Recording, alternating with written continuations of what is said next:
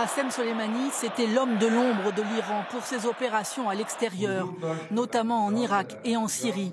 Un puissant général. Dans les faits, le numéro 3 iranien, après l'imam Khamenei, et le président Rouhani. En donnant l'ordre de l'éliminer, Donald Trump déclare la guerre à la République islamique.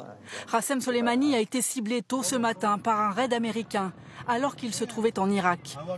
Voici la carcasse en flammes du véhicule dans lequel il se trouvait, lorsque son convoi a été frappé par un drone dans l'enceinte de l'aéroport de Bagdad. Des images qui ont provoqué la fureur immédiate dans les rues des grandes villes d'Iran, en ce vendredi, jour de prière.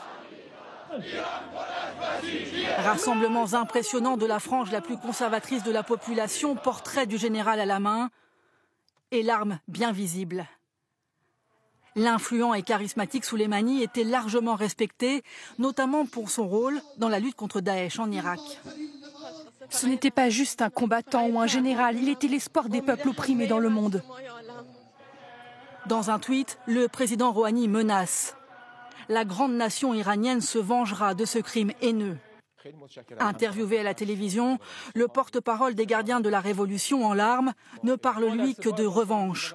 Cette satisfaction des Américains ne durera pas longtemps, nous nous vengerons, dit-il.